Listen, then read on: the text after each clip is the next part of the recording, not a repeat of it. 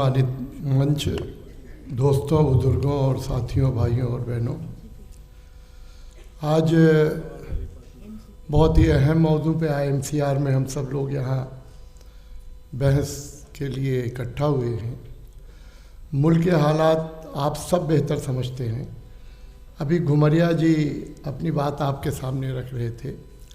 अब ये तो पूरी दुनिया को आया है कि मोदी सरकार अक़लियतों के तय क्या कर रही है। अक़लियतों की दुश्मनी में किसी भी हद तक जा सकती है, फिर वो दरगाहें हों, खानकाहें हों, मदरसे हों, मस्जिदें हों या उनका कत्लेआम हो। ये तो पूरी दुनिया जानती है। मैं तो सियासी पार्टी से हूँ। हमारे हैदराबाद के साथी कह रहे थे कि वो सियासत में नहीं है, लेकिन आगे भी नहीं रहना चाहते हैं। मेरी सलाह इस पे एक है मुसलमानों के लिए ख़ास तौर से, कि जो लोग ये कहते हैं कि भाई सियासत से हमारा लेना देना क्या है, हम क्यों सियासत में जाएं, तो भाई क्या इसकी जिम्मेदारी मोहम्मद अदीब, फ़ारूक अब्दुल्ला, अज़ीज़ पाशा या डी राजा पे ही इस कौम ने दे रखी है? आप खुद क्यों नहीं सियासत में आते हैं? आज वक्त की ज़रूरत है कि हर मुसलमान को जिस तरीके से आप अपने बच्चों की परवरिश करते हैं, आप अपना कारोबार चलाते हैं, क्योंकि अब तो सियासत ही तय कर रही है कि आपका वजूद रहेगा या ख़त्म होगा।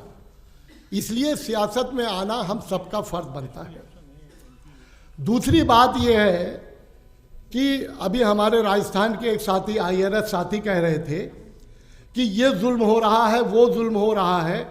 भाई मोदी जी मुसलमानों को तो टारगेट कर रहे हैं, लेकिन बाकी जो आदिवासी है, OBC है, पिछड़ा है, दूसरी कौमें हैं, आज मोदी जी उनसे नफरत कर रहे हैं, उनको गुर्बत की खाई में ढकेल रहे हैं, लेकिन फिर भी वोट मोदी को जा रहा है। वो कौन सी मोहब्बत है कि आज पूरी RSS और BJP आपके साथ नफरत कर रही है, लेकिन हिंदुस्तान का एक बड़ा तबका आज वो मोदी को चुनकर ला रहा है। इस बात पर भी गौर करने की ज़रूरत है। अदीब साहब ने कहा कि हम एक बार वोटिंग ना करें, उसका बहिष्कार करें, उसका बाइकआउट करें, लेकिन मुझे लगता है कि इससे बात बनने वाली नहीं है। जमहूरियत में हमें रहकर जमहूरी तरीके से ही इस सरकार को हटाने की कोशिश करनी पड़ेगी। साथियों, मैं तो मुंबई से हूँ, महाराष्ट्र से हूँ। मैं शरद पवार की पार्टी का कौमी तर्जुमान हूँ। मैं 8-10 साल तक वहाँ जो है चेयरमैन रहा, चेयरमैन को मैं कैबिनेट मिनिस्टर का दर्जा रहा। आज महाराष्ट्र में, मुंबई में क्या हो रहा है? सरकारें खरीदी जा रही हैं, बेची जा रही हैं, गिराई जा रही हैं, और जो नहीं मानता है उसको फिर ED की नोटिस, इनकम टैक्स की नोटिस।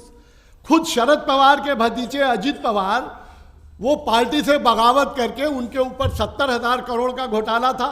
मोदी जी ने एक हफ्ते पहले अहमदनगर में बोला, और एक हफ्ते के बाद वो मोदी जी के साथ सरकार में, BJP की सरकार में शामिल हो गए। आज इलेक्शन कमीशन भी, यहाँ प्रशांत भूषण जी बैठे हैं, वो हमारी पार्टी के सारे मामला देख रहे हैं। 2 दिन पहले इलेक्शन कमीशन का फैसला आया कि असली राष्ट्रवादी कांग्रेस पार्टी वो अजित पवार की है, शरद पवार की नहीं है। यही मामला बाला साहब ठाकरे को पूरी दुनिया जानती है। शिवसेना बाला साहब ठाकरे ने बनाई, शिंदे ने बगावत किया, तो इलेक्शन कमीशन का फैसला और यूपी के असेंबली के स्पीकर का फैसला आया महाराष्ट्र के, कि असली शिवसेना वो जो है एकनाथ शिंदे की है, बाला साहब ठाकरे के बेटे उद्धव की नहीं है। अब तो बाप चुराया जा रहा है। पहले सियासत में प्रॉपर्टी चुराई जाती थी, ओहदे चुराए जाते थे, कुर्सियां छीनी जाती थी। अब तो बाप चुराया जा रहा है। शरद पवार को, जिनको लोग कहते थे ये हमारे भगवान हैं, दैवत हैं, उनको गॉड मानते थे, आज उनको अजित पवार चुराना तो चाहते हैं, लेकिन उनको नेता मानने से इनकार करते हैं। यही हाल एकनाथ शिंदे का। बाला साहब ठाकरे की फोटो लगाना चाहते हैं, लेकिन उद्धव ठाकरे को कुएं में, खड्डे में ढकेलना चाहते हैं। ये पूरी लड़ाई चल रही है। आप अगर सीधे नहीं मानेंगे तो आपको गलत तरीके से ये सरकार कहीं ना कहीं मजबूर कर रही है।